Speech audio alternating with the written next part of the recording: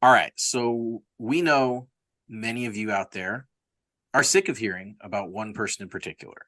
And Austin and I just want to say before the episode begins that you are not going to get away with not hearing about Taylor Swift during this show. It's just not going to happen. I'm sorry.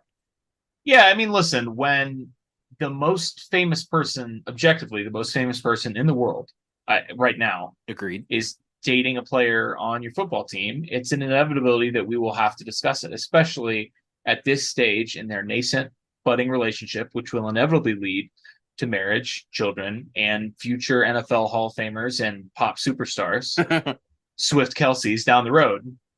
We can't not talk about it. So, It's not that we are geeking out about it because it is a objectively big deal for anyone looking at this thing other than being a hater. Like, it is gigantic. There's a reason that your mom is asking you about it and that everyone you know is talking about it. Like, that's just the way it's going to be. And we're going to bring her up a couple times in this show, and just please relax.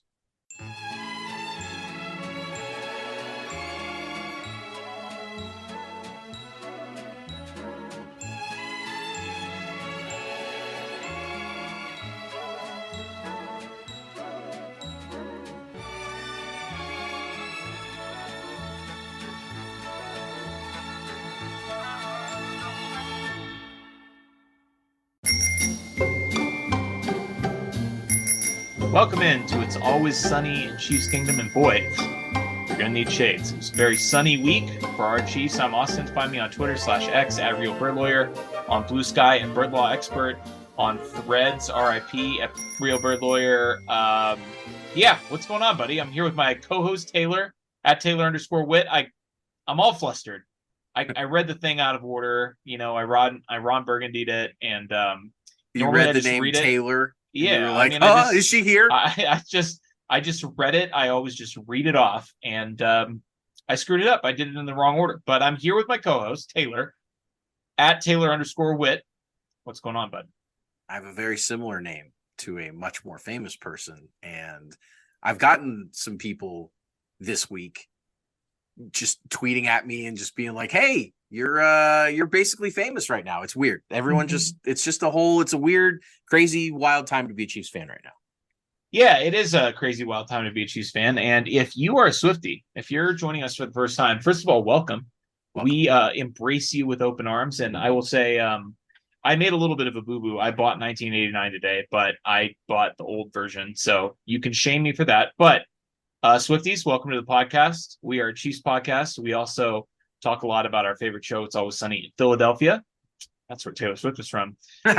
We love it. We support it. And if you support us, check out Underdog Fantasy. It's a best ball situation. I don't know if the Swifties know about best ball yet, but it's essentially, it's like fantasy football. If you don't know what fantasy football is, go Google that because I don't have time to really explain that.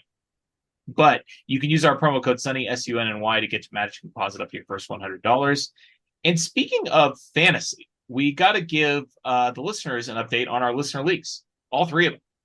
They are super exciting right now. Love being involved with all of you in these leagues. We're going to start out with our redraft league, which of course is the league that the top two will get promoted up into our dynasty league. And we're not in. We're just lording over. That's right. Those 12 people that are in that are all fighting tooth and nail to get up there. But the leader in the clubhouse right now is German Chief. Our guy Timo has the only 3-0 record in the league. Official member of the Birds of War now. After that remarkable start to a season by a player that's never played fantasy football before. He drafted late in the night in Germany. It was like 2 a.m. when the draft started or something, and has been locked in. So congrats to him on the hot start. But as we all know, it's not how you start in fantasy, it's how you finish. So keep the momentum going, Timo, and hopefully we'll see you up here in the Dynasty League here next year. Now, I noticed that Timo drafted Nick Chubb, and despite the loss, the catastrophic loss of Nick Chubb, he still won his matchup this week, and he's the highest scoring team in the league. So congrats to him. Yeah. In our Dynasty League, I did incur my first loss to Osho Jared, which was a bummer. He was 0-2, and I was 2-0. And, you know, sometimes that's just how fantasy goes. You drop it. You are 2-1. I am 2-1. 6 teams are 2-1. 6 teams are 1-2. A lot of parity in that league.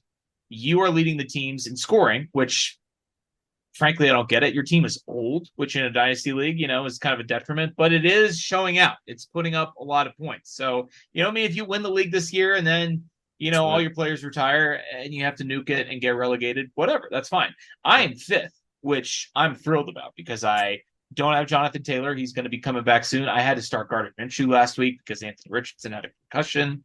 I've been dealing with some injuries, and my team is still looking good. But I'm projected for 140 this week. You're at 138. Get like us, dynasty losers. Elevate. Get like the managers. Get like the Kinks. Come at us. And in our cutthroat league, boy, I'm going to let you give the eulogy to Jared. We said goodbye to our guy, Jared Osho. He had a bold strategy on draft night of drafting 3 players that were ineligible to play for the first couple of weeks for various reasons. Cooper Kupp, who was on IR, Alvin Kamara, who was suspended, and Jonathan Taylor, who was on the physically unable to perform list / the Colts hate him and want to trade him. He drafted all 3 of them in a league where we could only IR 1 person and only have 2 bench spots to start out. We are, and again, the lowest scoring team in the league gets eliminated. Yes, you have no room for error. You cannot play the long game in cutthroat. You have to play not last every single week. Jared did skate by after our first cut and did not get eliminated, but the second cut was not so kind. He had a solid squad. He scored the lowest this week. We all feasted upon his lifeless corpse. So thank you, Jared, for sacrificing yourself in the greater good of the Cutthroat League. We will miss you. Thank you for your service. Go play Kiss from a Rose for yourself. That's how we send the dead people off. We got a great show for you guys this week. We've got news. We've got a little bit of what is happening because there were some hilarious happenings around the week this week that we have to talk about. We are recapping Taylor Swift's appearance at Arrowhead / the Chiefs beating down the Chicago Bears. And we are previewing an NFL football game that somehow is still happening in primetime against the New York Football Jets. But first, So you've just put a picture of Travis Kelce on top of Kevin James's body as the only news item here. So I guess this is where we're talking about Travis and Taylor Swift definitely dating and her showing up to the game. Is that what we're talking about? It was crazy. So as you and I remember, we've been on top of this thing for we've been naming Taylor Swift episodes for we have since the season start. And there was the initial rumor that they had been quietly hanging out, and then the day of the game, about noon Arrowhead time for the 3:00 kick, maybe closer to 11, somewhere around there, I saw a tweet from a group chat from someone that worked in the Arrowhead security team that said, "Hey, we were just told that there's going to be a VIP female at the game today, and security is at an all-time high, blah, blah, blah. A leads to B. It's going to be Taylor Swift." And that rumor kind of started to percolate. We started to hear, Rich Eisen said something on the pregame show. And then Jordan Schultz tweets it. When Jordan Schultz tweets it, the guy is on top of it. Take it to the bank. Yeah, he's a legitimate insider. This whole game, we will talk about the game, was dominated by that. I was trying to pin down how long the two of them have been dating, and I Googled Taylor Swift Arrowhead to see when that show was, because we know that's when Travis tried to give her the friendship bracelet and got shot down. And it was just 1,000 stories about her showing up to Arrowhead on Sunday. If you were to Google Chiefs Bears right now, that's all it would be. That's it. You can't. I mean, you have to go look in the usual spots, track down the usual suspects to actually find information about the game. So, we are obviously both very supportive of this relationship. Completely 100% on board. I have been grinding Taylor Swift's tape all day.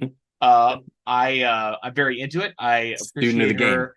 I appreciate her as an artist. I think that there's just something about two beautiful, extremely successful, super famous, awesome people getting together that we should celebrate. And woe to all of Taylor Swift and Kansas City Chiefs haters, because this is going to happen and you're going to have to deal with it. And for Chiefs fans that are annoyed by this whole situation, I urge you to take a step back and wipe the poopy out of your pants, as Greg Olson would say, Yeah. because you have poopy in your pants if you don't like the story. Yeah. But also, I urge you, and we do this a lot on this show. I feel like this is our major niche in the podcast market. I urge you to think about how fans of the other 31 NFL teams feel about this, because I guarantee you they are much more annoyed by it than you are. You know why? Because they are now forced to think about and access and plug into what's happening with the Kansas City Chiefs, which they already hated. They already loathed. We're the most hated team in the NFL. And I guarantee you, aside from the Swifties, who, to the extent they have previous, football allegiances, are probably coming over to our side, including Taylor herself, who was an Eagles fan, but now I'm sure is a Chiefs fan. Definitely. Listen, just think about how Broncos fans feel right now. We're going to talk about how they feel for other reasons. But just think about the fact that this is now a pop culture event that involves the Kansas City Chiefs, that everyone else is being forced to participate in. Okay, like, celebrate that, revel in that. We are rubbing this in everybody else's face. And I don't mean that in a misogynistic way. I do want to say, listen, it's not like he has conquered her or won her or whatever, any of those old school terms. Like, they like each other and they're going out, and that's awesome, right? Like, she chose to come to his game. That was her decision to show up at the game, and it's awesome. Like, it's obviously a huge move for her to take that public. Like, she understood what was going to happen if she showed up to that game in a suite with Donna Kelsey. And she knew what she was doing when she or her publicist told everybody that she was coming to the game on Sunday night. Look, she always knows what she's doing. Regardless of what you think about Taylor Swift, no one can deny her level of just her mastermind ability to just go out there and control situations and do all the smart business making decisions. And look, if you think that it's annoying that your sister-in-law asked you about Taylor Swift and you're a Chiefs fan, imagine being a Bengals fan. Oh my God. And people that don't know that the Bengals suck or that they hate the Chiefs or anything that's going on with the Bengals says, hey, I heard my favorite person is dating a football player and you like football. Can you tell me all about that? Like, just imagine their lives right now. It's such a win for Chiefs Kingdom. It's such a win for the team that's had more wins than anyone else since Patrick Mahomes came in the building.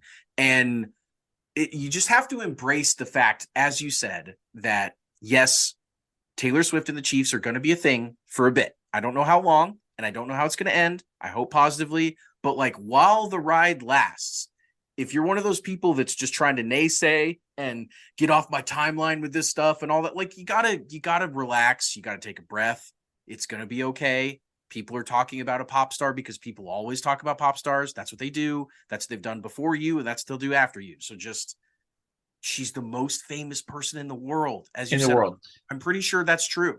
And I actually Googled it, and I did too. Tried to figure out. Barack Obama is the most famous person in the world. It depends on who you ask. It depends on who you ask, but according to the first hit on Google, she's like, this can't be right though, because like, I don't know. This has her pretty far down the list. She is the most famous person in the world. Well, I'm calling it out. And she has the momentum of right now. Yeah. Of being in the Eras Tour and selling out arena after arena. Do you know how much money she's making on the Eras Tour alone? I mean, $600 million herself. The tour is going to make $2 billion worldwide. And she gets $600 million of that. Her net worth before the Eras Tour was $670 million. She is doubling her net worth right now in the middle of it today. And like, so yes, so Taylor Swift in the middle of the tour, she's coming to Chiefs games and she's dating Travis Kelce. Yes. So there you go. That's why we're talking about it because it's insane. Because that's why we're going to continue to talk about it. Let's talk about injuries. We got to get back to ball here for a little bit. We will return to Taylor. Don't worry about that. Unfortunate injury news. Prince Tega Wanogho came into the game on Sunday when Donovan Smith went out with a little injury, got a little tweak. They brought him out of the game. We have to talk about that. Well, so Donovan they Smith. didn't. Oh, sorry. Okay. What I meant to say was why they brought Prince Tega Wanogho in before the Donovan Smith injury. Oh, sure. Yes. That was because of the Jawan Taylor situation. Yes. So Prince was in the game because the Chiefs were engaging in some subterfuge. Yes. And they were trying to prove to the league that the referees were picking on Jawan Taylor and that he was aligning at a normal depth. They brought Prince in they essentially benched Jawan Taylor again for the second week in a row to get tape of the refs, not calling penalties on Prince Tegwinogo and everybody else on the Chiefs offensive line for aligning at the same depth. They told him to line up deeper than Jawan did. In fact, lining up deeper. Right. So all that to say that then Donovan Smith tweaks something. Prince Tegwinogo shifts over to left tackle, and the Chiefs were blowing out the Bears. This was in the second half. Unfortunately, Prince Tegwinogo tears his quad. He's going on injured reserve. It's not clear how long he's going to be out. IR is at least a 4-week injury. I would imagine a quad tear will keep him out longer than that, but a quad tear for an offensive lineman is not something you see very often, and I have not seen a lot of information on that yet. So we'll keep you guys updated. Obviously, it's a bummer for the Prince who was promised, him getting in some game action, and it hurts the Chiefs tackle depth. Obviously, the ability for him to come in, and he really was their swing tackle. That's an important position because obviously, saw Donovan Smith get dinged up in this game too, with a little rib injury for him. Other injury news, Noah Gray and Nick Bolton not practicing. Noah Gray is sick. He was out Wednesday and Thursday. But, depending on the illness, he might be able to come back this week. Nick Bolton is the big one. He has an ankle injury. He missed the game on Sunday, and he is still not practicing as of Thursday. So just rounding up the injury news, Chris Jones had a little bit of a groin pull. He only played 16 snaps on Sunday and has been a limited participant Wednesday and Thursday. Sounds like he'll probably play. Kadarius Toney also was limited in the game with a toe injury, and he is a limited participant Wednesday and Thursday as well. Weird. Par for the course. Yeah, right. Exactly. But both of those guys, fortunately, in a blowout, were able to not be heavily involved, and the Chiefs still obviously were up 41-0 in that game and completely controlled it from start to finish. Everyone else was a full participant except for Donovan Smith. Oh, actually, this chart is a little bit odd. I thought that all the DNPs would be at the top, but they're not. Jalen Watson it's sorted also, by the Wednesday injury designations and not the Thursday ones. Yep, that's fine. Jalen Watson also did not practice on Thursday. He did practice in full on Wednesday. It was full participant, so you'd imagine he probably will be good to go. But Donovan Smith has a rib injury. He actually was a full participant yesterday on Wednesday, and a thought that was participant on Thursday. So that could just be them sort of managing that injury, but it sounds like he'll play. The best news for the injury situation is that Patrick Mahomes, who rolled up his ankle for the 18,000th time in his NFL career. No joke. Was a full participant Wednesday and Thursday. He is, quote, good to go. Do you remember in quarterback when he was talking to Bobby and Patrick was like, yeah, early on in my career, I had some ankle injuries, and then I brought Bobby to Kansas City and haven't had any issues with that. And that was, of course, filmed before the ankle injuries in the playoffs. And now this one. And I just feel like we just need to do a better job of protecting his ankles, whether that's people. I mean, on this one, it was Yannick Ngakoue rolling up and kind of falling into Mahomes' ankles. I don't know. Some people called it bullshit. It did seem pretty borderline. It was questionable. Yeah, it did. But either way, yes, Patrick, as long as he's out there on his feet slinging it, everything else kind of falls into place. Bobby did also say, if memory serves, in quarterback, that if you have ankle injuries, like, you can play through ankle injuries. The more times you sprain your ankle, the easier it is to play through a sprained ankle. Well, then he'll never miss another game again. Yeah. I'm pretty sure that was also in quarterback. Bobby may have said that in a different interview, but I don't think that was in quarterback, because I cut a lot of quarterback tape up for the Patrick Mahomes stuff, and I never heard that. He has said that before, and I know that that's something they worked on with Patrick just to make sure. And I mean, he played through a high ankle sprain in the playoffs, which is he won a Super Bowl, pretty unheard of. So I'm sure he will be fine on Sunday against the New York Football Jets. Let's talk about what is happening. Oh my goodness. Well, some unfortunate news in the win-loss column, in that 2 0-2 teams the Chiefs would have loved to see take a dirt nap early in the season came away with wins this week. The Chargers and Bengals were both 0-2. Both of those teams came away with the victory, but as you put it in the show notes, hella sus. The Chargers faced their NFC foil. I mean, the NFC Chargers, which is of course, the Minnesota Vikings, in a game that was utterly preposterously absurd. It had Brandon Staley going for it on fourth down with a 4-point lead On late his in the own game, 23. on his own 23 and not getting it. Yeah. With what, like under 2 minutes left in the game. Up 4. Yeah. Up 4. And then the Vikings, of course, being handed essentially a victory, squandering it. Kirk Cousins throws an end zone interception. It gets tipped. It gets intercepted. The Chargers sneak away with that 4-point win. I mean, well, and the Vikings should have only been down 3, but when they scored and they should have gone for 2 to cut it to 3, they just kicked the extra point to cut it to 4 before that. So like everyone was already shitting on them for doing normal Viking stuff, and then they miraculously get the ball back, but they are the only team capable of charging harder than the Chargers, and they charged it right back to them. I mean, this was... If you played this game 100 times, they would go 50 and 50. Yeah. Or like there'd be some ties in there probably. Yeah. For the weirdness. 48 and 4 or whatever. Yeah, but it definitely would not be, one team with a significant advantage over the other. It's just the Vikings happened to outcharge the Chargers this time. Yeah. Yep. It was... It's fine. It doesn't make me any more concerned about the Chargers. They lost Mike Williams for the year in this game. Right. So they already are charging more even after they won the game. They can never just come away with a clean. Sure. And that actually is like sort of the ultimate Chargers. Yeah. Right? They won the game and losing and they beat the Vikings, but then they lost their best or second best wide receiver, depending on how you Keenan Allen's had a good game. Yeah, good year so far. But his hamstrings are about to sizzle pop. So by the time the Chiefs play the Chargers, they probably will be without Mike Williams or Keenan Allen. I'm not praying for it. I'm just saying based on past results, that is probably what will happen. The Bengals eke out a win on Monday Night Football against the Rams, who went 1-11 on third down in this game. The Bengals managed 4.2 yards per play for the game. I mean, this game was a hard watch. Like, it's crazy because I feel like, the Rams have Aaron Donald, but they don't have a lot else on defense. And I felt like they did the Bengals a huge favor. Just the way the Rams play defense and the way they've always played defense kind of in the McVay era, they love to give up. Like, they'll give you, the short stuff. And they are built to take away big plays. This was the Brandon Staley defense, which was the Vic Fangio defense, a couple of years ago, where they're going to play cover 2 shell. They're going to keep everything in front of them. They're going to limit big plays. Well, this Bengals offense was completely incapable of making big plays. All they could do was like dink and dunk and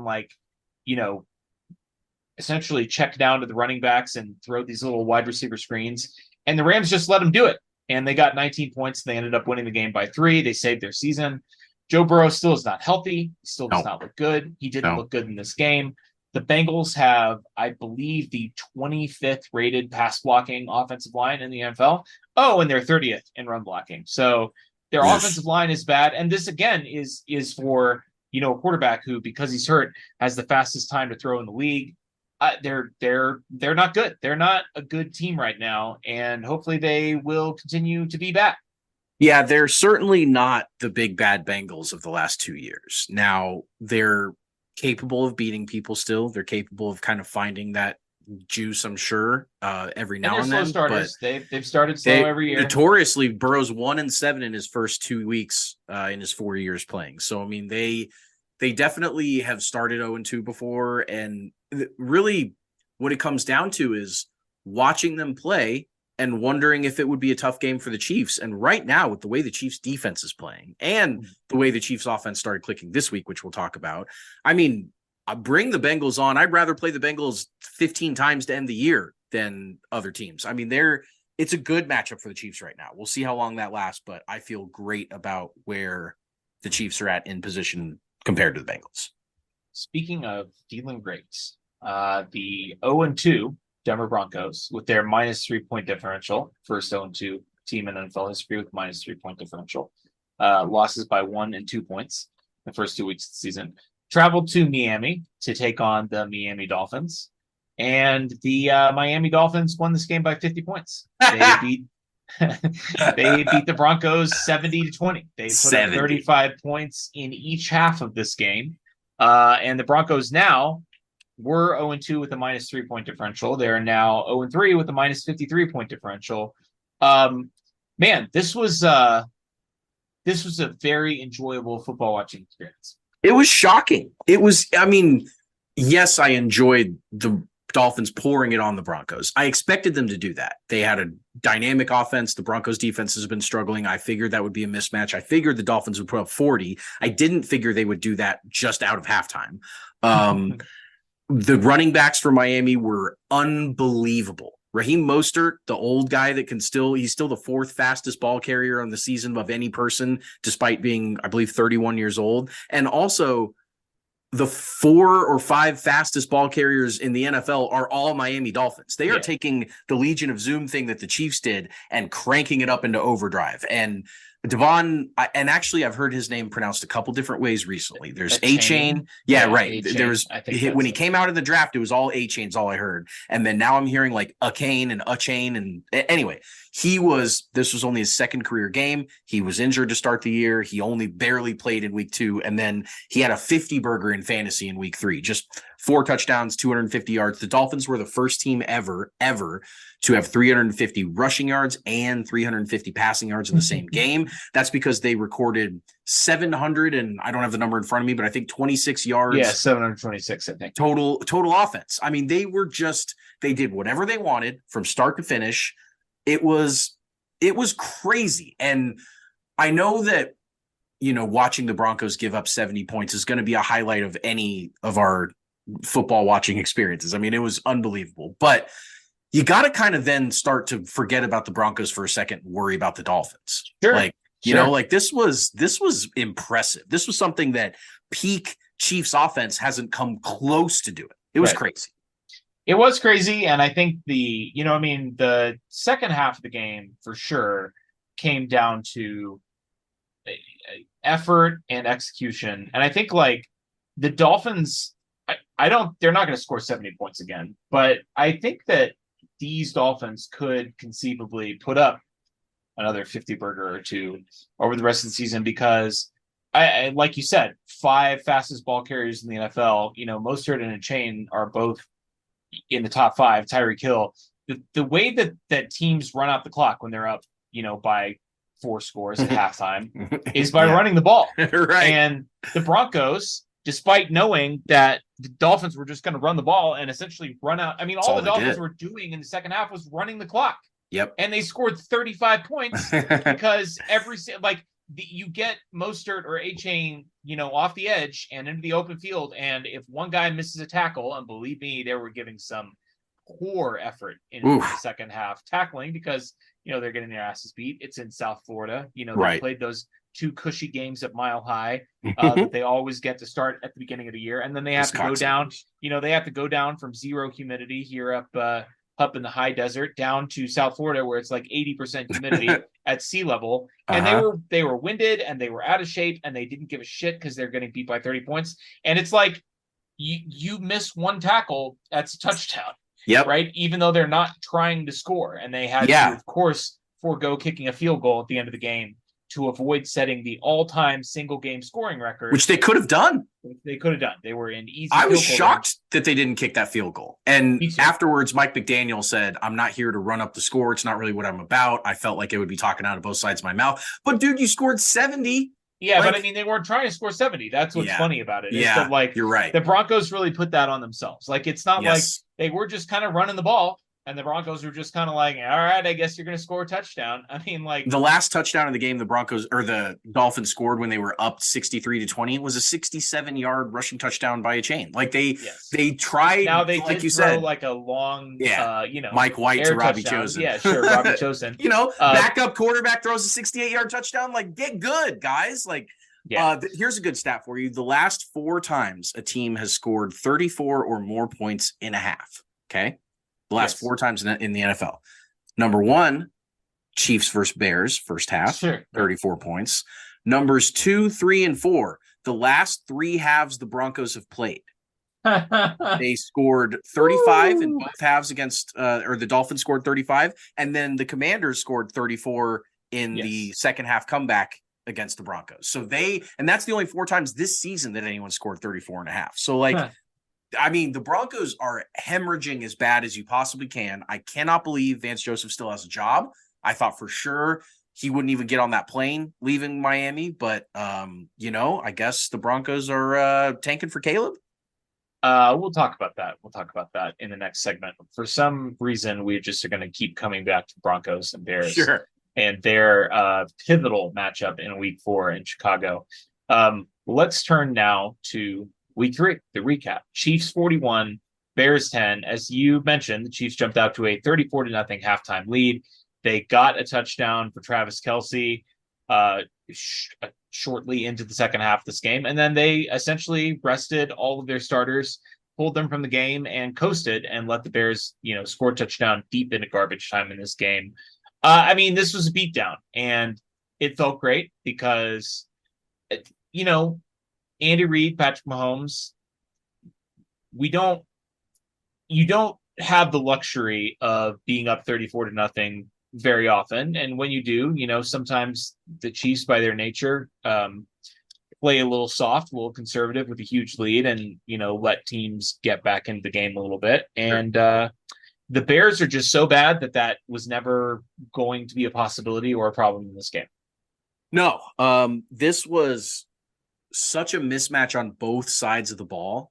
And whenever that happens, you get scores like this. And it's kind of something that whenever we predict games and we look at games through our Chiefs rose-colored glasses and we try and see how the game could turn out, we're always thinking all right, you got Mahomes, you can turn the other team over a couple times and blow them out. And it just doesn't really happen that often. It's happened sometimes in the Mahomes era, but most of the time the Chiefs score a lot of points and the other team kind of hangs in there and either scores a lot with them or, goes middle of the road. This was just, you could tell from the opening jump of this game, even when the Chiefs punted in their first possession, you could just tell that the athleticism was different between these two teams on both sides of the ball. And it felt good to kick their ass. It did. It felt good to go out there, especially being a Chiefs offense that hasn't found its groove yet in the first 2 weeks of the season, only scored 37 total points in weeks 1 and 2. And to come out there and just go touchdown, and just rack them up, felt great. Felt like something we hadn't seen in a while and we needed to see if the Chiefs wanted to, kind of get their swagger back. We'll discuss this a little bit more when we get to the Chiefs system. But first, let's talk about the numbers, the figures. Patrick Mahomes in this game becomes the fastest player in NFL history to reach 25,000 yards passing. He accomplished this amazing feat in 83 regular season games. That broke Dan Marino's record. Dan Marino was the previous fastest 25,000. He did it in 92 games. So he beat Dan Marino by 9 games. And we've been following this pretty closely, not necessarily the 25,000 milestone marker, but keeping track of the charts, essentially where these guys respectively were. Mahomes was out to a huge lead over his first 40 or 50 games. And Dan Marino actually passed him. Dan Marino was ahead of his pace in career games 50 through 65 or something like that. Yep. That coincided with Patrick's slump 2 seasons ago where, he was passing for 200 yards a game or whatever. And that also sort of coincided with Dan Marino's second MVP campaign or whatever it was, 84, 85, 86, where he was just, nuclear, one of the best players in football history. So for Patrick to not only retake the lead over Dan Marino, but then to reach 25,000 9 games faster is incredibly impressive. Peyton Manning, Kurt Warner, and Jared Goff are the next 3 guys. They all did it in 97 games. So he got to 25,000 yards, 14 games faster than Peyton Manning. 14 games faster than Kurt Warner, 14 games faster than Jared Goff. An amazing feat. It is an amazing feat. And I like to push back on people whenever they talk about the only reason that Mahomes is in the record books is because of era, right? That's a huge thing people always say is it's a passing league. You couldn't put up these numbers back then, blah, blah, blah. But anytime you look at records like this, it's not 5 recent quarterbacks and Mahomes. It's always, Marino, Manning, Kurt Warner. Those guys were 80s, 90s, and early 2000s. That was not and Jared Goff. And Jared Goff's in there because it is, the era does elevate the numbers. Of course it does. Everyone knows it does. But then everyone in the era should be up there with Mahomes if he's just a product of the era and nothing more. He clearly is a combination of the era and the special talent. I like pointing that out. Well, and Goff is 14 games behind him. It's not like they're even remotely close. I mean, of course not. 14 games out of 97 games. I mean, that's essentially 14%. He did it 14% faster, a season faster. Yeah, it's crazy. So speaking of all-time records, our favorite website, profootballreference.com, check out the Immaculate Grid, added success rate, which is a stat that you often see in team context. It does exist for rushing success rate, passing success rate, but they added passing, rushing success rate, and a successful pass. This is how it measures success.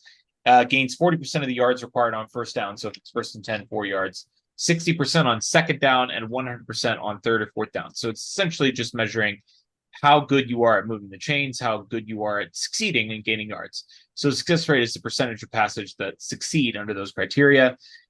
They added this statistic sometime this week. I don't know when they added it. It sort of flew under the radar. I just was running a stat search on StatHead, their search engine, and it popped up there. So you're never going to guess who the most successful quarterback of all time is by success percentage, passing success percentage. Let's see who. It's Patrick Mahomes. It's Patrick Mahomes with 53.3% success percentage with passing the ball. He is 2 percentage points higher than number 2, which is Peyton Manning, 51.4%. Also a good 2 percentage points ahead of Drew Brees, who's in third. So you've got the all-time leading passer, Drew Brees. You've got Peyton Manning, one of the guys on quarterback Mount Rushmore. We've all agreed. And the next 3 names on the list are really funny. I did set this at minimum of 16 games started. You can't do qualified players. So I had to set some parameter for pass attempts or number of games started, and 16 is really low. But number 4 on the list is Tua Tagovailoa at 50.6%. That is definitely heavily influenced because he's only started 37 games by his 63% success rate to start the year this year. Just playing at an absurd level. Number 5, Jimmy Garoppolo, and number 6, Tony Romo. So, it's not necessarily a perfect metric, but you've got Patrick Mahomes, Peyton Manning, and Drew Brees as the 3 top quarterbacks all time in success rate. That's pretty good. That's descriptive. That tells a story, and the story is that Patrick Mahomes is the GOAT. I noticed you didn't name someone that appears on a lot of people's top quarterback of all time lists, and in fact, you didn't actually name 2 of them.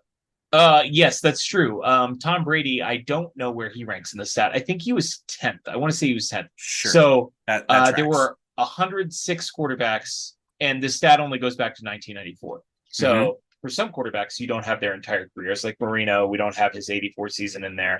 But I believe Tom Brady was 10th out of 106 quarterbacks that had started 16 plus games. Makes sense. John Elway is the quarterback that you're thinking of. And I can tell you exactly where he ranks in success rate. It is 49th out of 106. And this is measuring, of course, John Elway's best seasons. We're talking about, his Kyle Shanahan phase, which was by far the most efficient period of his career. 49th is tied with Case Keenum. So, that doesn't seem very good. No, it's not very good. It's not very good at all. Now, success rate is another one of those things where it's influenced by era. Passing has become more efficient, but 49th out of 106 is still it's not great. I mean, it's not all-time great quarterback good. So, one more really quick, and then I'm going to let you do the last one here. Okay. Chiefs defense has allowed 33 points this season total. That's in 3 games. So they're allowing 11 points a game.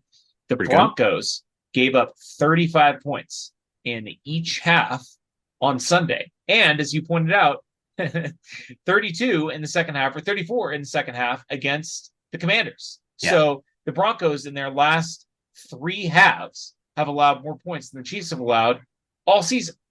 Oof. Pretty good. That'll play. If the Chiefs and Broncos continue in those trajectories, we will be happy boys. The last number and figure we have is the Swift effect. Travis Kelce has reportedly seen a 400% spike in jersey sales, according to NFL Shop. Over 500,000 new followers on Instagram. His podcast, New Heights, is officially the #1 podcast on Apple, not just in sports, but of all Apple podcasts. Which is all podcasts. Crazy. Right. Fox #1 game of the week was Chiefs Bears, despite cutting away from it in the third quarter. It still garnered the most viewers. Now, in when any you say game. in the third quarter, that would imply that, yes, it was. Yeah, I was going to say at halftime, but I did see the Travis Kelce touchdown. Yeah, they cut away after the Kelce touchdown. Okay. Yeah. Or at least that's what I've heard. And then, in fact, since I'm in market, I saw the whole game, but I heard that they cut away. Might be a Mandela effect thing. I actually think they cut away at half.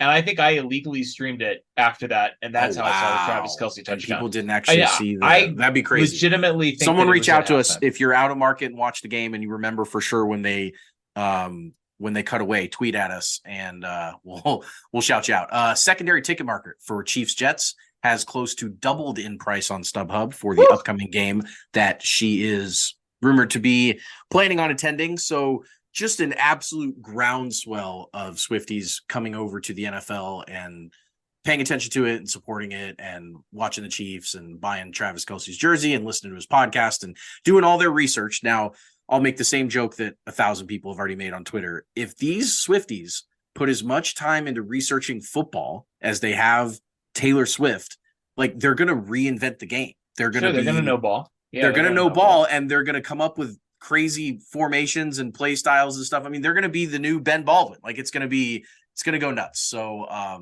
shout out to Swifties for going crazy on football. Let's talk about the Chief system. And we're going to make this more of a call and response. You know, you've done a great job with this segment. You debuted it, you created it, and I love it. But now I'm going to get to talk during the Chief system as well. And hopefully that'll be fun for our listeners.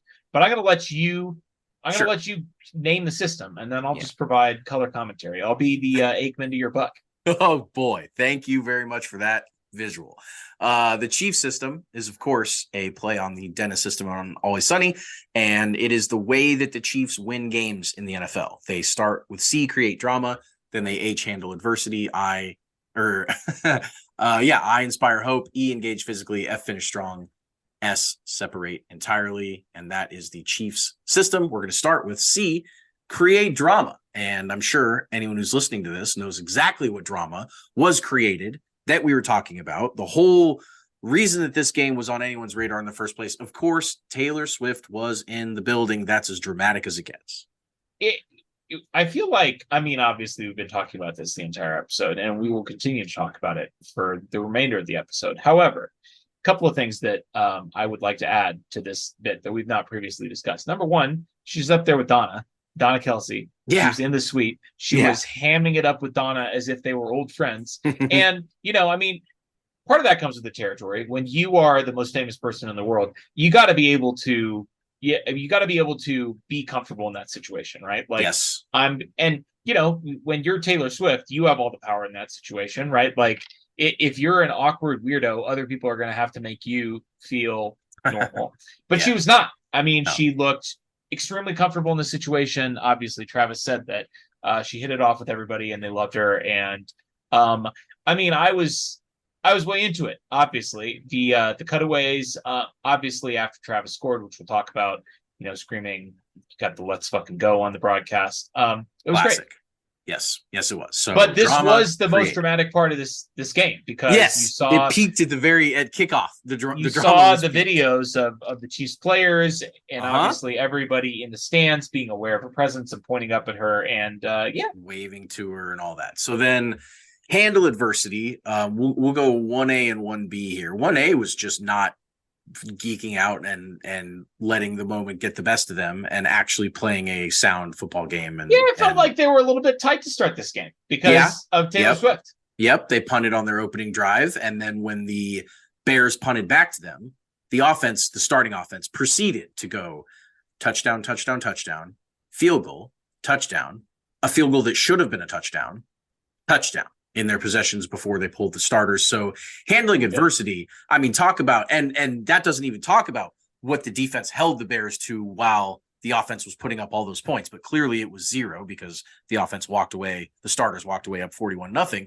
But I mean, just talk about absolutely handling the adversity of the moment. They were as locked in on both sides of the ball as we've seen this team in the Andy Reid era. They were awesome.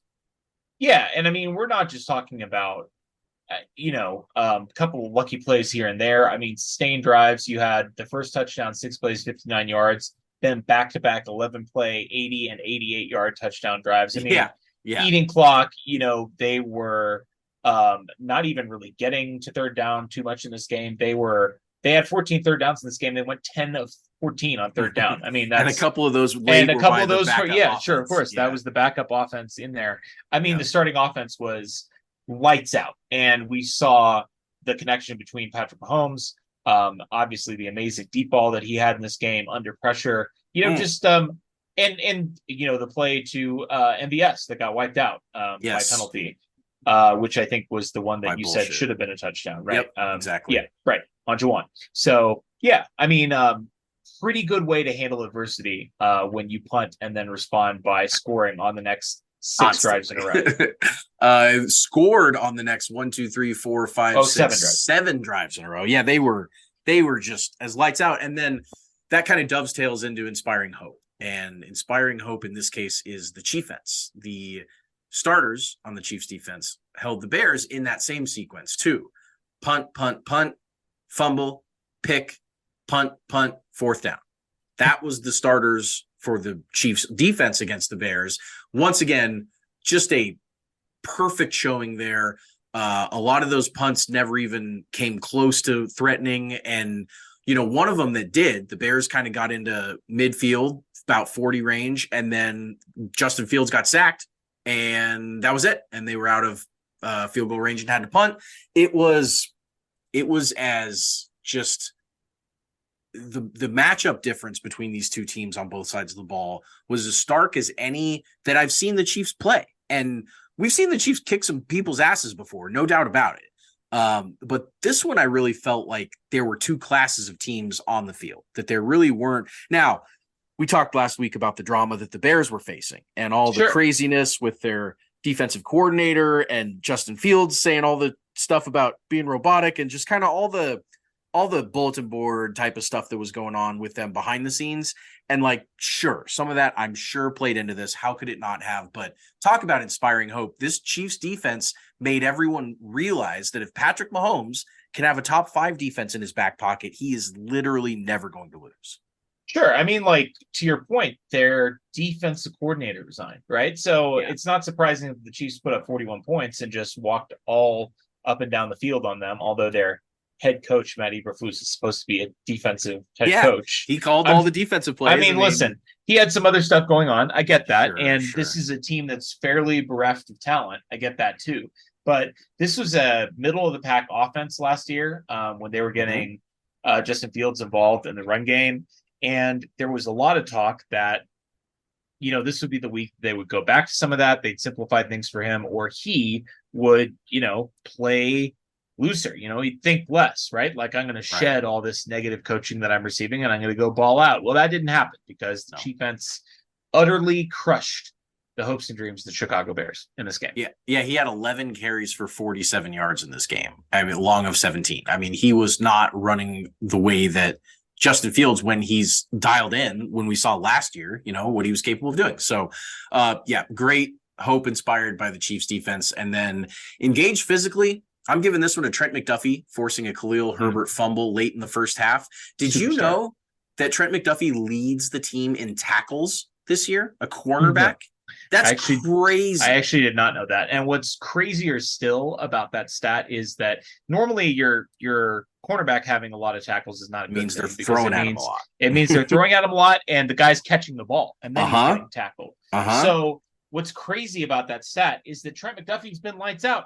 They're not throwing at him, and when they do throw at him, they have not been very successful. He's got one of the highest PFF coverage grades in the entire league. Correct. I mean, so that is wild. That's crazy. Yes, so he's getting in on running plays. 10. Yeah, right. He's a little guy. Yeah. He's getting his nose dirty on running plays. He's coming in and blitzing. And when he's blitzing, a lot of times, they'll run the ball during a blitz and he'll be the guy that connects with the runner there. So it's not all, as you said, it's not all coverage tackles. You can't really lead a team if you're on the outside all the time. You just in tackles. Yeah, you just can't you're do the worst cornerback in the world. Correct. And, part of this is also because tackle machine Nick Bolton missed the 3rd game and Drew Tranquill stepped in for him. And 2nd and 3rd on the team in tackles are, of course, Bolton and Tranquill. So, yes, 1 or 2 more games from now, the leader on the team from here on out is going to be a middle linebacker. That's how it goes. That's totally fine.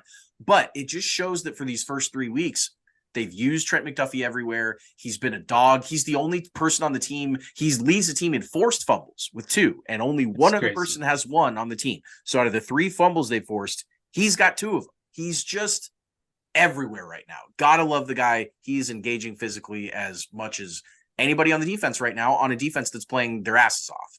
And then I feel like I have to give a quick shout out on the McDuffie front. For those of you that follow me on Twitter, you know that I love to post this picture, but we have to talk about the fact that Kaiir Elam, the cornerback that the Buffalo Bills drafted after the Chiefs traded up in front of them to draft Trent McDuffie, has been a healthy scratch in all the games this year. He has been completely benched. He can't even crack their rotation of cornerbacks. And, you know, if you follow me on Twitter, I'm sure you've seen it, but the Bills, keep wanting to say the Bears since we're talking about the Bears, but the Bills put out a video last year of their draft room, and it literally is Brandon Beane, their GM, like face palming after the Chiefs traded up because they wanted Trent McDuffie. We all know that they wanted Trent McDuffie, and this is why. He's literally he's an elite cornerback. He's one of the best corners in the NFL. Yeah. Yep. And they had to settle for a guy that isn't even worthy of playing in the games. Right. Can't even get on the field. That's a bad swing and miss by a team that doesn't often swing and miss in the draft. I mean, they've certainly on the defensive side of the ball have some of the, better defenders in football that they've brought over there. So that's a great shout out by you for Trent, who keeps us winning over the Bills like we're used to. Finished strong. The team finished so strong that they actually didn't even need to finish the game. They didn't need to play the fourth quarter. They were done with 7 minutes and change left in the third quarter, actually up 41-0. Absolutely crazy. 41-0 is as good as this team has looked. As I said, on both sides of the ball, that's as finished strong before they didn't even need to separate entirely. They just finished the Bears off in the middle of the third quarter and just said, "You're dead. You guys are dead. Go away from here." Yeah, get away from me, dum-dum, is what they said to the Bears. And it worked. I mean, it would have been cool. There was a part of me, having just watched the Dolphins hang a 70 burger on the Broncos. It would be cool if our backup running back, instead of being Clyde Edwards-Helaire, was Devin A-Chain and could run a 4-3. And then we probably would have scored 70 in this game because we could have just kept handing the ball off and scoring. The Bears had no interest. At halftime, they were on pace for 68. Right, exactly. And, again, just to circle back to that conversation, obviously, the Chiefs don't have that guy where you can score 60-yard touchdowns when you're just trying to eat clock. But, yes, finished very strong in this game. Yes, and then, of course, I'm placing separate entirely before that. I'm placing that at the end of the first half. They scored 20 points in the final 3:05 of the half, and that's not 3 touchdowns with a missed extra point. That's 2 touchdowns and 2 field goals, one of which should have been a touchdown, which means they should have scored 4 times in the final 3 minutes. They didn't score 4 times in the final 3 minutes of the first half, but it should have been 3 touchdowns and a field goal, if not for that. 24 points in the last 3 minutes of the which first is half. Insane even for a Patrick Mahomes-led Chiefs offense. I mean, that was offense plus defense. That's how it happened there, because the 2 turnovers, 2 things at once. Fumble, 2 things at once. They happened at the end of the first half there. Terrible blown call on Jawaan Taylor, lining up exactly where he always has. That was never called in the playoff game when he was a Jacksonville Jaguar, was never called in his whole career. He comes to Kansas City. Chris Collinsworth bitches about it on opening night, and next thing you know, there's a fuss. And out of the 5 offensive tackle illegal formation penalties that have been called this year, 3 have been on Jawaan Taylor. So they are not cracking down. Mahomes and Reed and everybody else says that they watch just as much tape as anybody else, and all the tackles in the league line up like this. And Reed was about as animated as I've seen him as far as criticizing the refs and the calls and all that stuff. I mean, he said, I'll double down what I said yesterday. He's being treated unfairly. It pisses me off. Yeah, and it should, and it pisses the team off. I mean, it is absurd. It's so obvious that that's what's going on, that he's being picked on, and that he's being picked on specifically because a color guy, Chris, in the first game of the year with a billion eyeballs on it, because it's the first game of the season, made a fuss about something that is not a penalty, or has historically never been called a penalty. And here we are. So Let's go to the awards before we get too upset about this. For those of you joining us for the first time, we have 5-star men. We have trash men. I'm the trash man. I come out, I throw trash all over the ring, and then I start eating garbage. And we have wild cards. Wild card, bitches! Yeah! I will pick first the 5-star man. And I'm going to go with Patrick Mahomes. Now, I know what you're thinking. Why not Travis Kelce? Don't worry. Travis Kelce will make an appearance in this awards segment. But Patrick Mahomes, 24 of 33 for 272 yards and 3 touchdowns in this game. And as we continually point out, should have had a 4th touchdown in there and a bunch of additional yardage. I mean, he should have been over 30 more yards. Sure. Should have been 300 yards. So he should have been over touchdowns. 300 and 4 touchdowns in this game. 127 passer rating. 3 rushes for 28 yards. He wasn't sacked. He's been sacked 1 time in 3 games. That's crazy. He has a 0.9 sack percentage, which is absurd. Just to give you like a point of reference, like I'm just going to pull this out of my hat. Like I don't care about this player at all, but Russell Wilson has an 8.8 sack percentage. Just to give you an idea. Just to be clear. Sure. Patrick Mahomes takes 1/8 the sacks of Russell Wilson. So yeah, Patrick Mahomes, 5-star man in this game. He also gave a 5-star interview after the game when they asked him about feeling the pressure to get Travis Kelce a touchdown in front of his new girlfriend Taylor Swift, and he said, "Yeah, and was feeling it. We had to get him one." I'm going to talk about that touchdown when I give another award later on. But 5-star man for Patrick Mahomes. Love it. I'm going to name a guy that we haven't mentioned today, and really that we've never mentioned on the pod before, other than I think when the Chiefs signed him, and that is return man, punt return specialist Montrell Washington. Now, this was a Broncos draft pick, 5th round draft pick that the Broncos immediately cut, and the Chiefs brought into the building. They signed him on cut down day onto the practice squad, and then after the Richie James injury, and after really the Chiefs didn't have a punt returner that they felt comfortable with. Obviously, the Sky Moore experiment is probably done for, if not for the rest of his career, certainly for a while, as far as the punt returner goes. Until the AFC Championship game. Until he's absolutely needed, and he will come through in the clutch like he did then. But the Chiefs really wanted to bring in someone that they felt comfortable catching punts, and clearly after trying him, and making sure that he looked good back there, they felt comfortable enough to immediately insert Montrell Washington in as the main punt return after having not been on the team this year. And I loved it. I thought he was great. I thought he caught the ball very securely. No bobbles, no indecisiveness about whether he was going to catch it or not. And then my favorite part about what Montrell did was the moment he could get vertical on the punt return, he did. Mm-hmm. He was aggressive getting yards. That's just something that the Chiefs have lacked. They even lacked that when Tyreek Hill was back there. Now, clearly, Tyreek doesn't go straight vertical because he has the speed to be able to move around and make people miss and then eventually break it off. But for all the guys since Tyreek that have tried to return a punt for the Chiefs, they always try and dance and then just get tackled and never, really advance the ball very much. I loved Montrell Washington's mentality there. He also got hammered by one of his own guys on one of the catches, and he held on to the ball, which is not something that I expected. So Montrell Washington, big shout out for hopefully what is the Chiefs' new full-time punt returner, even after Richie James gets back, because I didn't really like Richie James back there. Obviously fumbled one in Jacksonville. Would love to see Montrell Washington get some more love there. All right, let's talk about trash men. Now, these are the players who, through their play, are literally eating garbage on the field. And it wouldn't feel right to pick a Chief as a trash man in a game that we won 41, or essentially 41-0, 41-10. That we have been, picking on Clyde Edwards-Helaire, and he's been getting the trash man every week that he sees the field. But he was 15 attempts for 55 yards in this game and scored a touchdown. And, he had one reception for 2 yards. He wasn't terrible. He wasn't awful. He wasn't an obvious trash man. So my trash man is the Chicago Bears. Okay. The entire organization.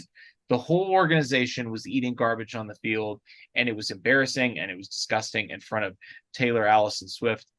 Just a total embarrassment. Now, the reason I wanted to bring up the Bears is because they're playing a pivotal week 4 matchup in Chicago Yep. against the 0-3 Denver Broncos. There are 4 0-3 teams in the league, and they're playing each other. They're all playing each other this week. Yeah. And this game has pretty huge implications because the team that has the worst record in the NFL will get to pick Caleb Williams, the superstar quarterback from USC. And we don't want that to be the Broncos. So, listen, this had better be rock bottom for the Bears. Or, excuse me, we don't want it to be rock bottom for the Bears. No. They can keep going down as far as we care. We actually hope that this is just the start of the downward spiral for them and that it only gets worse from here. What we really want to see is them continue to eat garbage for the rest of the season so that they get the number 1 pick and they get Caleb Williams, because it's pretty clear that Justin Fields isn't the answer. He was bad in this game. He's been bad this season. The Broncos are bad. Don't get me wrong. They're bad. You have to be bad to give up 70 points. Real bad. You have to be bad to give up an amount of points that has not been scored in the NFL in 60 years. Okay. But they are not as bad as the Bears. There's literally no way that they can be as bad as the Bears. They are going to win this game on Sunday because the Bears are trash men forever and always. I completely agree. What I'm also hoping that happens is that after the Chiefs beat the Jets, that the Vikings trade Kirk Cousins to the Jets. And that would be Vikings fun. And they tank the season because they're 0-3 and playing the 0-3 Carolina Panthers. And whichever of those teams ends up losing that game is also going to have, pretty close to an inside track. The Panthers won't because they don't have their draft pick. Yes. So the Panthers will, of course, the Bears will have that pick. Yes. So the Bears are going to double dip and they're going to they're going to draft Drake potentially May and Caleb Williams. Yeah. Draft them both. If Carolina sucks, they're just going to go to pick the 1 and 2. And so they're probably going to pick Caleb Williams and Marvin Harrison Jr. 1 and 2. And as they should. That's a pretty good way to build a roster. And then the Bears will be decent next year. They'll at least have a fun offense. And then the Broncos are going to be picking 3rd, and sad that the 2 generational talents in that draft will have gone 1 and 2. Yeah, I don't think the Broncos are even going to be picking 3rd. The Broncos are bad, but they're going to win some games against some bottom feeders here. They still have more games against the Raiders and Chargers. And there's still the possibility that the league is pissed off at the Broncos and just wants them to eat shit for the entire season. And it could be that Sean Payton, even though I still think he's a pretty decent coach, it could be that the NFL actually is out to get him, which he's long maintained because, he's a bad person and they want to make him feel bad. Yeah, right. So anyway, Trashmen, Bears. Who's your nominee? My nominee is a pretty standard Trashman nominee for this show. It's a 32-year-old British actor. Okay, great. Sure. Of course, that is Joe Alwyn, Taylor Swift's ex-boyfriend. Yeah. They recently broke up and he opened the door for Travis Kelce to slide on through. He's a trash man just because he blew it, man. You were dating the most famous woman in the world, and I don't know what happened behind closed doors. I don't know why you're not with her anymore, but it's definitely your fault no matter what it was. Sure, definitely. So Joe, you blew it, and now it's Travis's turn to be king of the universe, and you're a trash man. You blew it hard. It was hilarious. And now it's Travis's time. Travis's version. Wild cards. Now, these are players that are capable of anything. And I'll give you the first pick. Guys that, they're true wild cards. And we had some good candidates in this game. We did. I decided to go with Rashid Rice on this. Okay, he had 2 catches that were really nice catch and runs that were down at the 1 that both were called touchdowns. Crazy. As he scored them, and then were looked at and decided that he was down just short. He dropped a pass, let it kind of pop off his hands that turned into a Blaine Gabbert interception, one of his 2 that he threw. And then he dropped our opening drive 3rd down, which led to the only punt by the starters. But he had 5 catches for 59 yards, looked dynamic, looked like a man beater, middle of the field type of guy that, I think is going to really blossom into a reliable and big play receiver for the Chiefs. It's just he's young and he's still capable of those little dropsies and that kind of. But if he had gotten an extra foot of yardage in this game, we would have said 5 catches for 60 yards and 2 touchdowns. Looks pretty good on the old guys list. So that's my wild card. Rashid Rice, capable of anything. Some drop skis, some down at the 1 stuff, but in general, good stuff. A wild card, but he looks like the best wide receiver on the team right now. And I don't know that it's necessarily that close. Excited to see what he will bring. That brings us to the final wild card.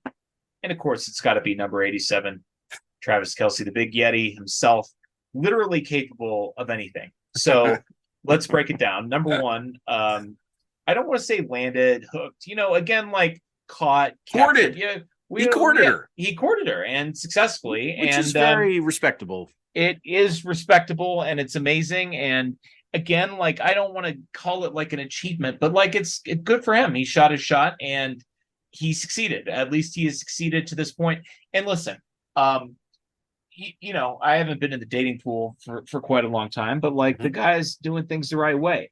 He's played it cool. He has been respectful of her privacy and has played things really quite close to the vest. It's clear that they had been seeing each other for at least some time before she showed up to the game on Sunday without anybody really knowing about it, which that in itself is a tremendous achievement on his part, and her part as well. But on the football side, listen, the guy had 69 yards and a touchdown, which nice, very nice performance by Travis Kelce. But let's talk about that touchdown for a minute, because Travis Kelce was supposed to run a corner route. He was supposed to go to the corner of the end zone. Instead, he cut back to the center of the end zone, back middle of the end zone, and he was wide open. Patrick Mahomes hit him up top, put it up above. He went up and got it, scored the touchdown. The Chiefs put out a hilarious video about this touchdown because he did not run the route that was called, and Patrick knew that he wasn't going to run the route that was called. They did not talk about it before the play. They just their interaction was so hilarious to watch because Patrick's like, I knew you were gonna go back inside. And Trav was like, yeah, I almost didn't do it. I probably still could have scored the touchdown, running the corner out, but then I saw it and I was like, that's tempting. I'm going to do it. And this is all happening mid-play. It's crazy to think about. This is not how football is supposed to work. No. These are people playing. It's not how it works for anyone else. It's not. These are people playing at the highest levels of professional sport, literally the most physically demanding sport in the world. And it's not just physically demanding, but it's so mentally challenging. And the modern passing game is based so much on timing and precise route running. And you're not supposed to be able to just freelance. If anybody else in the NFL did this, the quarterback's throwing an interception because he thinks that Travis Kelce is going to be running the corner route to the corner of the end zone, and he's going to throw the ball there, and there's not going to be anybody there. It's either going to be incomplete or a defender's going to go get it, and it's going to be an INT, and they're going to run it back. This is the only pair of people on earth that can and do this thing, which is just make it up as they go. And they just made it up and scored a touchdown, literally capable of anything. Literally. There was also a big third down conversion in this game where Kelce ran out about 15 yards and then was supposed to also run a corner. And Dan Orlovsky has a great video breakdown of this where he goes out and you can tell that he reads the coverage and the cornerback's got him dead if he's trying to go to the corner. And he just decides, I'm going to flip. I'm going to turn exactly around where I am right now, settle in the soft spot of the zone. And what's great about it is Dan freezes the frame where Mahomes is beginning to throw, and Travis hasn't changed his route yet. He still looks like he's going to go to the corner, and Mahomes has got the ball cocked and ready to go. And then as Trav flips around, Mahomes finds it. And their connection is, Orlovsky said it's one of the most amazing football plays I've ever seen. And for a guy like him to say something like that, who watches a ton of tape and has been in the league and all that stuff, Dan knows ball, regardless of what everyone thinks about sometimes getting incorrect opinions, which everybody who does sports media is going to have. Sure. Dan definitely knows ball. And he pointed out that it was just another example of that freelancing ability that no one else, if they have it, no one else covers it. No one else sees it. It's not no one else has it. I feel comfortable saying I agree with you. I'm just saying that, if they did, it's so under the radar because they're not good at it or whatever. They're not superstars. But no, nobody else has it. And it's unfair. It's unfair because no matter what you do, the Chiefs have an answer, and specifically Mahomes and Kelce have an answer for everything. He can beat every man in football that covers him. He's beaten Derwin James and Jalen Ramsey and you name it, corners, safeties, linebackers, whoever you put on him, he's going to dust him man to man. So you try and go zone. He just literally looks at the grass while he's running and says, okay, there's nobody in that zone. That's where I'm going. And Pat finds him. It's unbelievable. We're so lucky.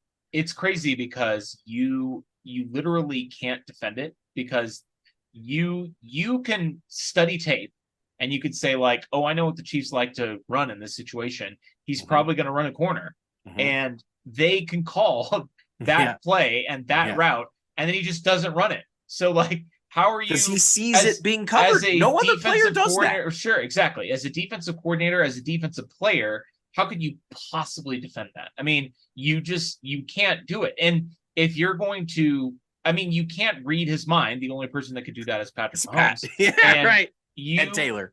You can't exactly.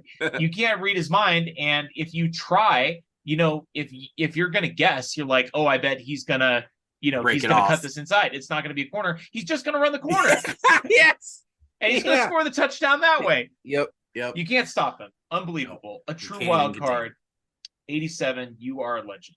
Let's talk about the game this weekend. Chiefs at Jets in New Rutherford, New Jersey.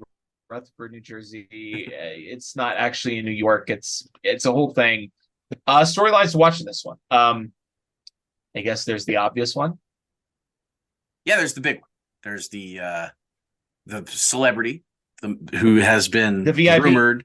The VIP who's been rumored to show up in MetLife Stadium in East Rutherford, New Jersey. Oh, and New Rutherford, New Jersey. Yeah, it was new. That's new too many news. Jersey. Yeah, exactly. Sure. Yeah, Taylor Swift, she's going to be there, and it's going to be Sunday Night Football. It's going to be national TV. It's all everyone's going to talk about again, just like it's all they're talking about. It's like all we're talking about. Like, get used to it, guys. This is the reality now. Until really quickly, I want to address something that I've seen come up a few times. I've seen this in a couple of contexts. So the hot thing to do with this relationship, the naysayers, were that this was a quote unquote publicity stunt. Yep. For two people that need publicity less than almost any two people in the entire world. Correct. One who literally needs publicity less than any other person in the entire world. Correct. And another person who has hosted well Saturday Night Live, is in tons of national commercials, is one of the most famous players in the NFL. Again, publicity for what? These people are the two of the most famous people in the world. They don't need publicity. But the corollary of this, like the actual, tangible conspiracy theory, like her showing up to the game on Sunday night, it's against the Jets, it's against Zach Wilson.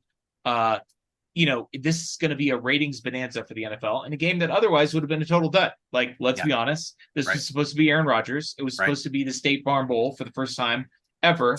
But yet again, it is cursed. It's never going to happen. And this game was going to be a ratings stud. So now Taylor Swift is going to be there. It's going to be a ratings bonanza. But like, again, why should Taylor Swift have any ulterior motive to go to this game? Like, why should she go make the NFL a bunch of money? She just wants to go to watch her man play football. Like, are you suggesting to me that the NFL is paying Taylor Swift under the table to show up to this game? Give me a break. She's making $600 million on this tour. What could they be paying her? Yeah, right. Exactly. Right. Like, it just doesn't make any sense. Okay. No, it doesn't. And if you're worried about the matchup and the fact that it was Bears Jets, the Chiefs are playing Bears, Jets, Vikings, Broncos, Chargers, Broncos. Like, it was never gonna be against a good team. Be a good game. Yeah, she's gone in November when they play the Dolphins. Like, and that's in Germany. Like, she's is she in Europe? Oh my God. No, she's in South America. She's in South America. Right. That's gonna be a tough one. That's gonna be a tough one for her to make. If she makes it to that game in Germany, they're getting married. They're getting married. They might as well get married on the field if she makes it to Germany. Yep, that's right. Mahomes against the Jets. He played the Jets a couple years ago, in 2020, in that stretch of games where the Chiefs went 14-2 that season, and didn't win any games down the stretch by more than 8 points, except for the Jets game, which they blew out the Jets. Mahomes went 31 of 42 for 416 yards and 5 touchdowns, one of his best games of his career. Mahomes in prime time, 20-8 in his career, pretty good. Although that's actually below his career winning percentage, Correct. A little bit, a touch. But 71 touchdowns, 18 interceptions, 103.7 quarterback rating, pretty good. Since 2019, 18-4.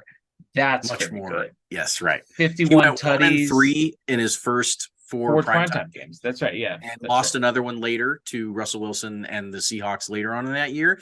After that, 18 out of 22 is pretty damn good. That's pretty good. That's the anti-Kirk Cousins Yes. Road primetime games, since losing the 3 out of 4 to start his career, as you mentioned, 9-1. The only loss was that 36-35 game of Baltimore where Clyde fumbled in field goal range with a minute to go. Ugh, still salty about So that he'd game. be 10-0 after that Sure, start. he'd be on the road 10-0 in time. road primetime games. Sure. Pretty good. Useful player, that Patrick Mahomes. On the opposite end of the spectrum, obviously a lot of the discourse this week is going to be about the Jets quarterback situation, which is Zach Wilson, which is it's real bad. As bad as it gets. It's as bad as it gets in the NFL. It is as bad as it gets. He's really bad and not quite like he also doesn't have the locker room from everything. He had the horrible run last year where he wasn't a leader and he was benched for being a little shit basically. And now he's their only option because literally they traded all that stuff to go get Aaron Rodgers so that they wouldn't have to deal with Zach Wilson. And 4 snaps later, here they are. So I predict that this is going to be Zach Wilson's last game. I especially think because the Chiefs is going to ruin him. And then I think whatever the Jets' plans are at quarterback for the rest of the year, they're not going to involve him. Yeah, let's talk about the matchups here in this game. When the Chiefs have the ball, Chiefs on offense, the Chiefs are up to 6th in offensive DVOA after beating down the Bears on Sunday. Really a good, solid start for them on offense. Obviously, the Bears were a get-right game for them after the first 2 games were a little bit uneven, but they look like they're kind of rounding into form here. The Jets are 17th in defensive DVOA, which is a little bit surprising. I think if you watched that, opening Monday Night Football game where Aaron Rodgers tore his Achilles, that defense looked like one of the best defenses I've seen in a while. I mean, they had Josh Allen completely bamboozled in that game. And to be fair, Josh Allen goes into bozo mode and bamboozles himself from time to time, which did happen in that game. But they looked really strong. Their defensive line looked incredibly strong. Sauce Gardner obviously was the defensive rookie of the year last year. Great cornerback play from him. But they're 17th in defensive DVOA, and I don't know if I don't think it's a talent problem. I think it's partly an effort problem because they know the quarterback stinks and they know that they have to be perfect in order to win. And if they know that if they get in a hole, the game's over. So the offense probably doesn't do him any favors either. The Jets offense. Of course, right. If you're going 3 and out and punting all the time and the defense is on the field all the time, you're playing a ton of snaps. Or turning the ball over. I mean, at the end of the day, it's demoralizing and it's physically exhausting to be on a defense with a shitty offense. And I'm sure that's playing into that ranking as well. So, obviously, I'm sure they'll be hyped coming out Sunday Night Football at home, Taylor Swift in the house, against the defending Super Bowl champions, the Kansas City Chiefs. This is what they wanted to be, a Super Bowl contending team, and they're not going to get a chance to be that. So I'm sure that they will come out hot. It will be important for the Chiefs to go out, build an early lead. I mean, if the Chiefs get up 14-0 in this game, it's over. And at that point, the Jets defense, I can't imagine, will put up a ton of fight in this game. The Chiefs just need to make sure that they take care of the ball and that they get an early lead in this game, and I think they'll be able to coast. Yep. Don't beat yourselves. Don't make any dumb mistakes. Don't drop the ball. Some of the stuff that's led to every Chiefs loss we've seen in the Patrick Mahomes era, just beating yourself. Sure. If the Chiefs take care of business mentally, I think the physical part of it is going to work itself out and they'll be fine. When the Jets have the ball, this is going to be a nightmare. Now, so we don't play in a lot of fantasy leagues where we draft a defense. In fact, I'm only in one league where you draft a defense, or I guess 2. We're in that league with Dan Harms where we have dynasty defenses. In 100% of the leagues where I have to own a defense, I own the Chiefs, and I'm feeling great about it because the Chiefs are now 9th in defensive DVOA, and I feel like that still underrates the performance that we're seeing on the field. I feel like the eye test has been tremendously better even than the 9th best defense in football, which is crazy to say, and it's super crazy to say when you consider that Chris Jones basically has played, about a game and a half. Yeah, I mean, not even a game and a half. I mean, he played 30 snaps in Jacksonville and 16 snaps against the Bears. He's played 70% of a game. If it was a playoff game, like the AFC Championship game, he's probably playing 60 or 70 snaps in that game. Is the Chiefs defense underrated still? Well, and no Charles Omenihu yet, who is going to come back after week 6. So they've got reinforcements on the defensive line on the way, which already has been performing so admirably. I mean, Mike Dan has been playing his ass off. Felix is coming along really nicely. George is a beast. They really do have just tons of dudes on the defensive line. And then the secondary has been as baller as you could expect. And it's just, and the linebackers are like the best linebacker group in the NFL. Like, it's a crazy combination they have going right now. And I mean, a lot of times when Chiefs defense has been dominant, you could kind of point to an area of the Chiefs defense and be like, that's why it was dominant. Like, dominant pass the 90s, rush. the defensive line was dominant. And, you know, you'd have Derek Thomas screaming off the edge and stuff like that. In the mid 2000s, when they were really good, it was the linebackers. It was Houston and Hali and Johnson and those guys. And like, this defense feels like it's everybody. It feels like it's 1 through 11 on the defense that can go out there and make a big play and make a big stop. And you're not having that like Dan Sorensen moment where they're throwing and you're like, if that one guy wasn't out there, we'd be okay. There's no weakest link on this defense, which is really how defenses can dominate. When you don't have a guy to pick on, when the other team can't say, all right, sure, you can lock down all these phases, but if you have one guy that's not as good as our best guy, we're just going to feed him and bust you on it. Like, the Chiefs don't have that. And I mean, they've been remarkable so far this year. Yeah. I mean, that's how modern NFL offenses and defenses sort of tangle, is that if you have a weak link, especially in the passing game, you're going to get hammered. I mean, a weak cornerback or just a weakness schematically on defense, you're going to get exploited. The Jets offense, can't be good. It's 32nd in offensive DVOA. That isn't good. Which is last. That's actually the worst in the NFL. 32nd out of 32 teams. So their offensive DVOA right now is at negative 39.3%, which means they are 40% worse than an average team. And just to put that in perspective for you, the Chicago Bears, who we all saw, are extremely bad. Like, if I had only watched the Chicago Bears and Chiefs play football on Sunday, I would have said this has to be the worst team in the NFL, right? And it might be the worst team in the NFL. Sure, but it is not the worst offense in the NFL. The Jets offense is somehow 2% worse than the Bears offense. They are at negative 37.2. Jets are at negative 39.3. Now, the third worst offense in the league is the Tennessee Titans. They're at negative 30.6%. So we're dealing with a huge gap between the two worst offenses in the league, which the Chiefs are playing in consecutive weeks. Right. How much help does Patrick Mahomes need? And the third worst offense in the league, the Raiders are the fifth worst offense in the league. They're at negative 22.5%. So the fifth worst offense in the league is still like twice as good as the Jets. Okay. Twice as good. Right.